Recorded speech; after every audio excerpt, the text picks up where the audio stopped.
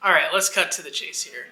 Most nonprofits start submitting grants even before they're ready to do it. And look, I get it. Sometimes with grant applications, you see the idea of getting funding and it's going to be helpful. But what you're doing is you're setting yourself up for rejection. So today I want to talk about a grant readiness checklist. 3 things that you need to have even before you consider hitting submit. Because if you don't keep these things in mind, you might be wasting your time. So let's get into this. Well, hey there. Welcome back to the Nonprofit Missionary Podcast. We are here to help you to become true missionaries to your community by establishing faith-based nonprofits, focusing on long-term outreaches for best impact, as well as securing funding. So today we're focusing a lot on securing funding for your nonprofit. So I want to talk a little bit about this grant readiness checklist because it's so important to have these things in mind even before you consider applying for that grant.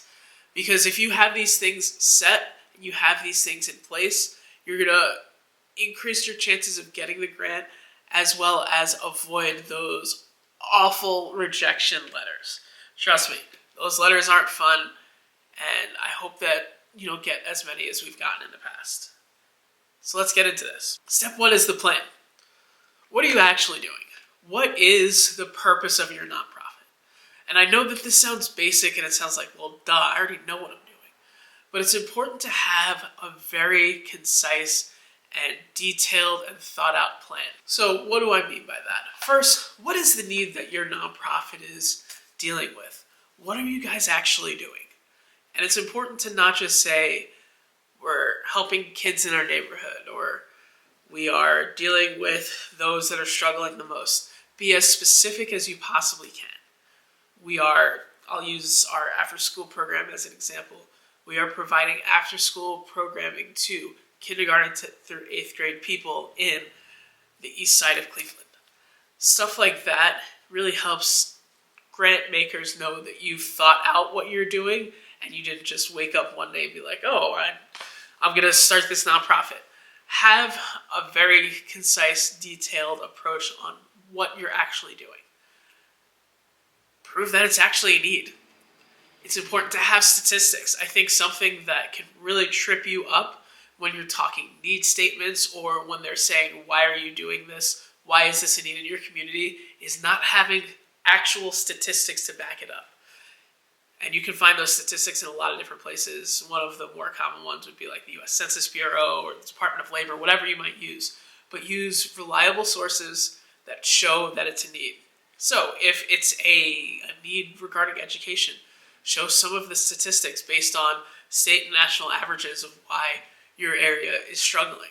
If you're in a low-income community, show what the median income is for your community versus the state average, versus the national average. You have to say, what are you doing? First off, what are you doing?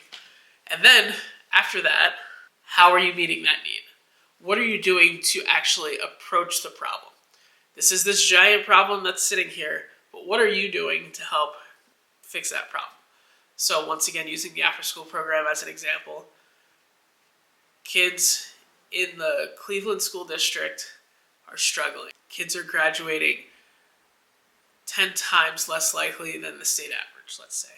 I'm kind of making that up, but you get the idea. So we are creating an after-school program that will help support their emotional needs, will support their physical needs, will support their academic needs, whatever it might be. Just make sure that you have those things in mind so that you can say, this is what I'm doing and this is how I'm doing it. Next thing, you have to have it step by step. Don't just say, okay, yeah, we're doing an after-school program. But how are you doing it? How are you getting the students? How are you designing the curriculum? What does your structure look like? Are you every day? Are you once a week? Are you twice a week? Be very, very clear and detailed on how you're doing this. With your plan, my whole purpose in saying this is, number one, it needs to be written down. Don't just kind of come off a fly off the handle type of thing. which I know sometimes in Pentecostal circles we're like, well, we just rely on the Holy Spirit. Holy Spirit also is about order. It's about detail, so let's make sure that we have detail in it. But also you need to have as much detail as possible. It needs to be written down. It needs to be as detailed and as structured as possible. If you don't think that you need this detail in, put it in anyway. Make sure that you have the step-by-step of how you're doing what you're doing. It'll help you not just kind of wrap your head around what you need to do, but it'll also help you as you're writing grants. Because sometimes they'll ask for, what is a step-by-step activity list of what you're doing? If you've already thought that through and you've already written it down, that part is already done. So all you got to do is just copy, paste, and make sure it fits in their character description. If it's too long, you know what you can do? Go to ChatGPT, put it in, and say this within 2,000 characters or 500 words or whatever it might be. So I just want to encourage you, write it down, be as detailed as possible. Once you have that plan, you can kind of see not only what the need is, but also how you're fulfilling that need and step by step how you're going to do that. So, step one, you have to have that plan. What are you actually doing? Not what do you kind of think that you're doing. I think something that really trips up people and causes a lot of rejections is not being clear. So be as clear as you possibly can. So that's number one. Number two, you have to have a budget. And sometimes a lot of nonprofit leaders hate dealing with money. And I get that. I see that also in the church world with a lot of pastors that don't want to deal with money. And they are like, I don't like dealing with it. A lot of pastors, they don't even know how much their congregation is giving, which we could talk about that at another point. Some people think that's good. Some people think that's bad. But here you have to deal with money. You have to figure out how much everything is going to cost. Each step that you have in your plan costs something. There is something that's involved with recruiting students. You're like, well, how? Well, you're going to have a person that does that, right? And that person's going to need a salary. That person's going to need pay to do that. Even if you don't actually pay them and they're volunteering. If they didn't volunteer, you would need someone to do that. If you are recruiting people, how are you doing it? Are you doing it through social media? Are you doing it through print? Are you going to different places? What kind of materials do you need? What supplies do you need to make that happen? Do you need $100 in marketing budgets? So like you can do a Facebook ad, or you could go to FedEx and get something printed. Canva makes that very, very simple. Whatever it might be, everything that you have in there is going to cost something.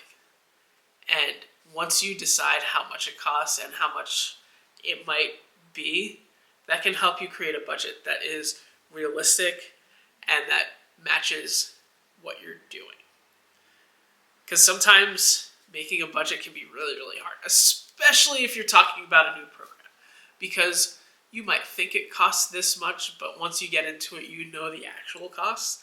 I saw that so much in creating a budget for the coffee shop. We didn't know how much things were going to cost. We didn't know how many supplies we would need. But having an estimate is better than having nothing.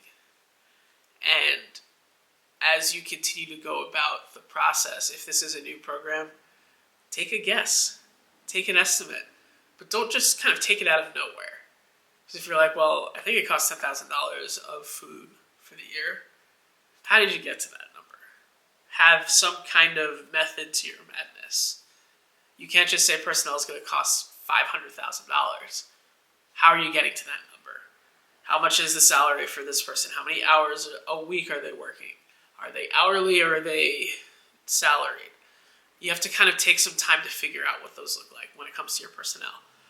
When it comes to your supplies, you can look up whether Amazon, Walmart, Target, whatever you might do.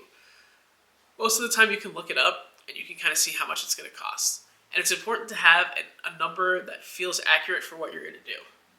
And once again, you might be totally wrong because you might have planned it out for 25 people, but then the program explodes and you're doing it for 100 people. And the costs are just going to look different. But have a method to your madness. Figure out how much things are going to cost. Because once again, a budget can be one of the more challenging things to get through. And if you need support with that, I can help you out with that. Shoot me an email. Follow me. Send me a DM on Instagram. Whatever you might want to do.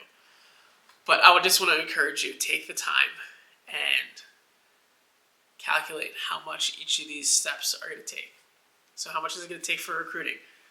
When it comes to curriculum, are we designing our own? Are we purchasing one? Like, what is that going to look like? When we're actually implementing the program, are we renting out a space? Are we using space that we can use for free? How is that going to look? Do we need to pay for utilities? Are there any large equipment items that we need and we don't have?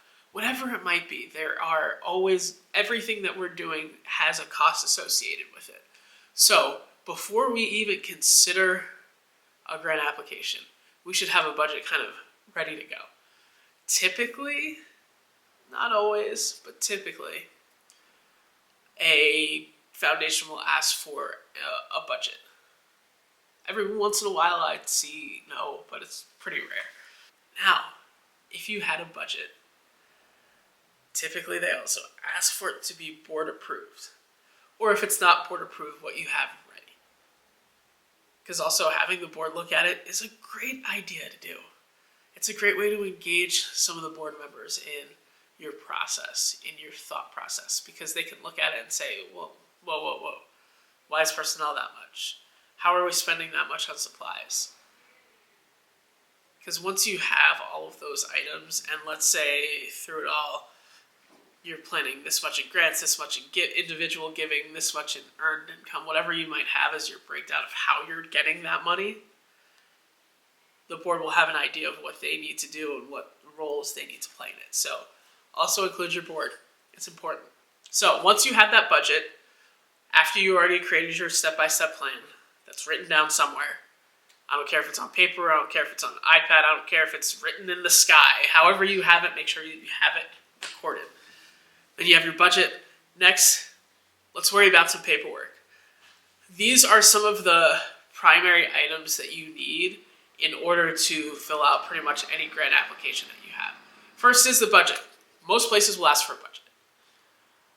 I can't think of, off the top of my head, a foundation that I've submitted a grant to that has not asked for a budget.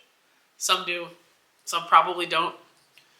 And it also depends. Some will ask for a general operating budget of the whole organization or a project budget of what you're specifically asking for. Typically, they will specify that. And I think it's just important to read. I know that sounds crazy, but when you're looking at grant applications, it's really important to follow exactly what they're asking for. So if they're asking for a detailed step-by-step of what your project is, and also, because I just wrote a grant about this, asking about what your actual numbers were last year, make sure that you include exactly what they're asking for. Because grants are typically scored, kind of like they're like a test, kind of in that way. And if you follow everything to a T of what they're asking for, you're already going to have a higher score. So, budget, number one thing. Number two, which I talked a little bit about last week, is a board list. They'll ask for a list of your board of directors. Once again, they'll specify how detailed they want it. Sometimes it's just the names. Sometimes it's names, affiliations. Sometimes it's some contact information. Sometimes they'll ask for how long they've been a board member, if they've given to the organization financially. But whatever it is, once again, just see what they're asking for and give them what they're asking for. Don't try to circumvent it or do anything crazy. Just give them exactly what they're asking for.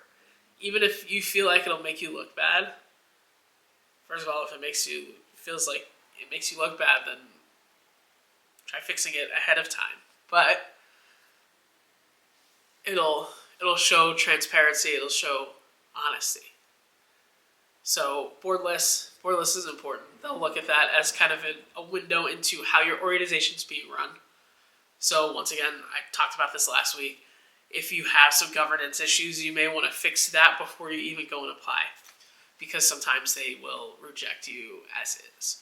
So you have your budget, you have your board list. You're also going to need your determination letter. That is your letter from the IRS that says that you're a nonprofit. It's pretty standard because every foundation out there has to give to a 501c3 organization. So if you are not a 501c3 organization yet, you cannot apply for this grant. And if you don't show proof that you are a 501c3, they're not going to give it to you. It's more of a legal thing. Foundations are required to give a certain percentage of their overall assets to nonprofits, so they have to give it to 501c3s. If you do not have a 501c3, we'll do a future episode on what fiscal sponsorship is about, but essentially you would need a fiscal sponsor in order to make that happen. So 501c3 determination letter, that's important. Next thing, and this is the last thing I'll talk about, is you need some kind of financial statement. Now there's kind of 3 categories that you can have here. Especially for smaller nonprofits, a lot of them don't have what's called audited financials. So what in the world are audited financials? That sounds so scary. It's not really that scary. But basically what happens is a nonprofit will hire an outside financial firm, and they'll do a full-blown audit on everything. Your operationals, your finances themselves, to make sure that you're keeping good records and everything like that. And then they'll give a financial report based on that. They'll also show, like, we came on April 22nd, 2025, and these are the numbers at that time, and we can certify that everything's in good standing.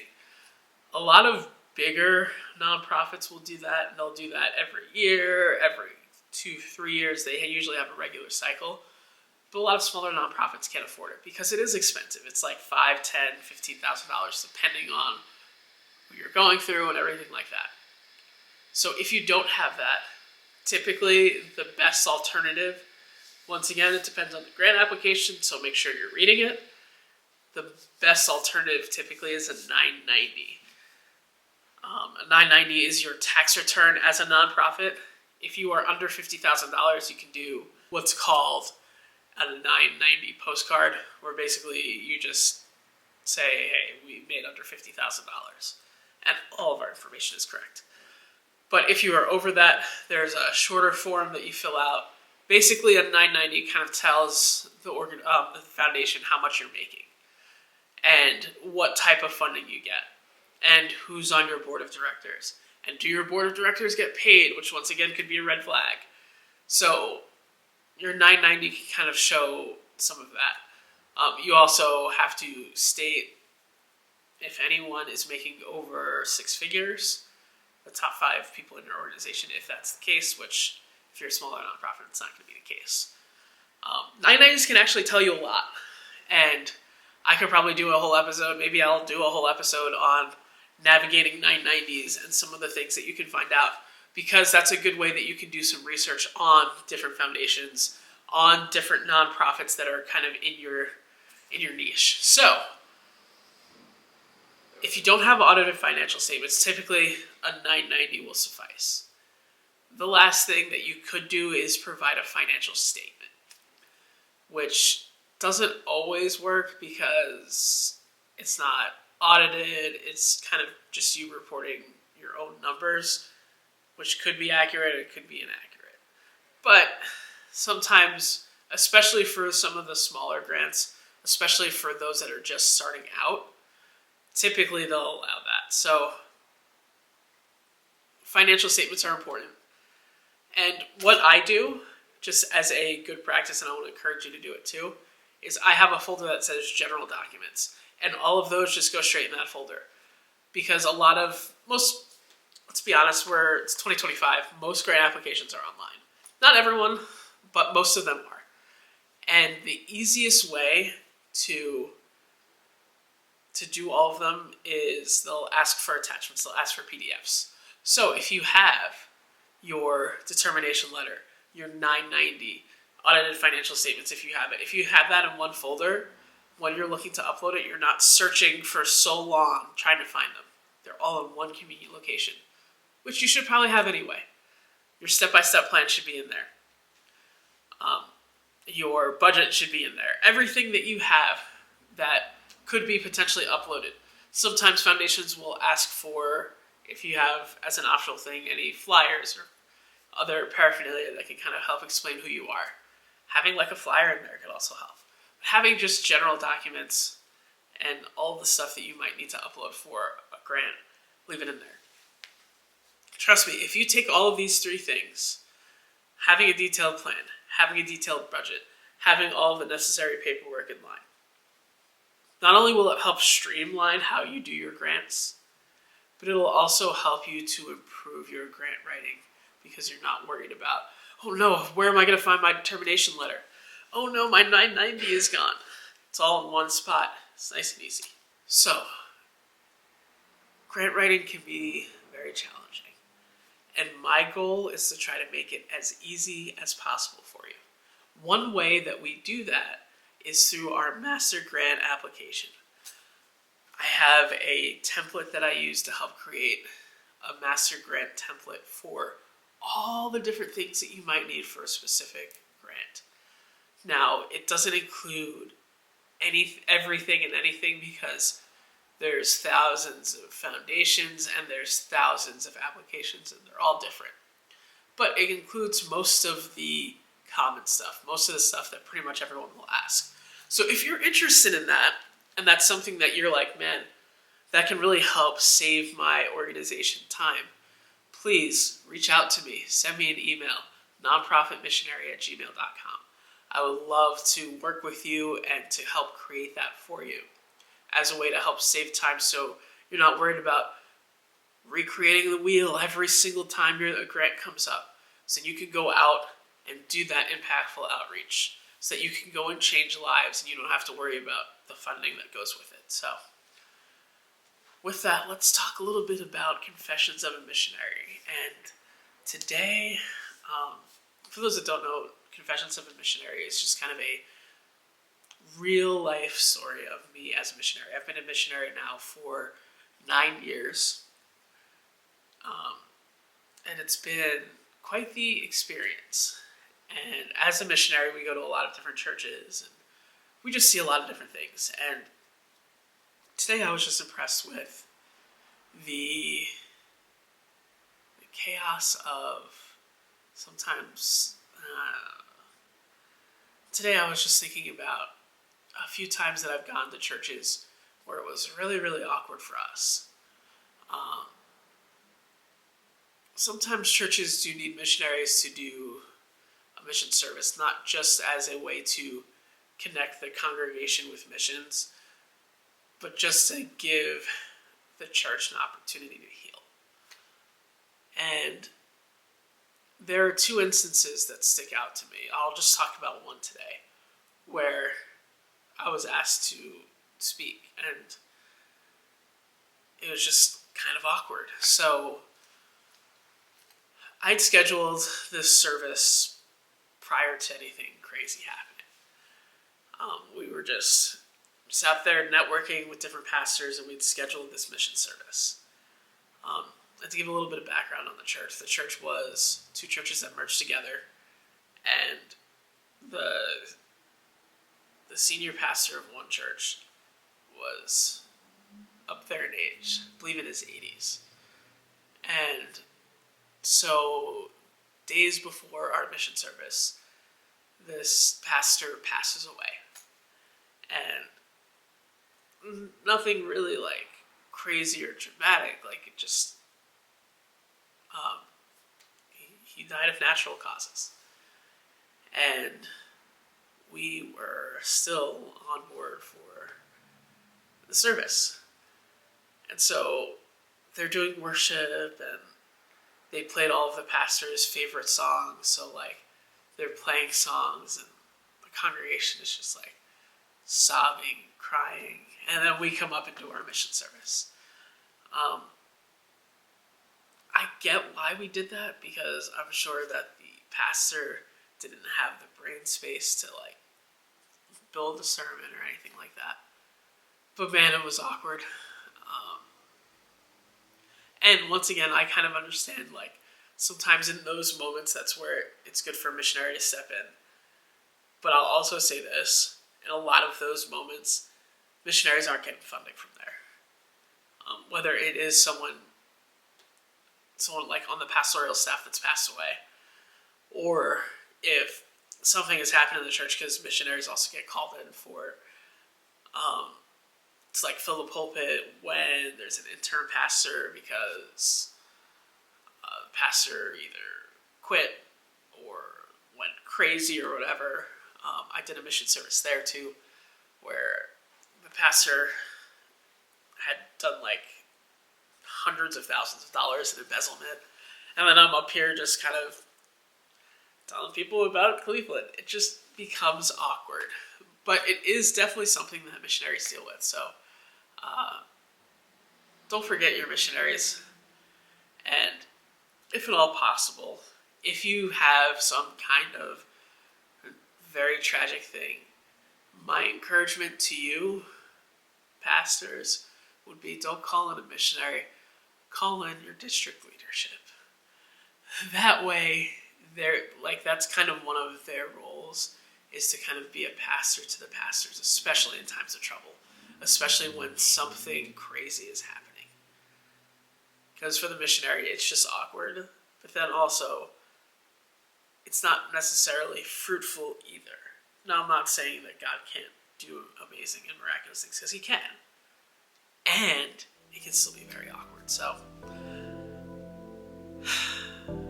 I just wanted to share that. I think part of the reason why it stuck with me is because I did that right around Palm Sunday, and I'm recording this days before Palm Sunday. The service was actually on Palm Sunday.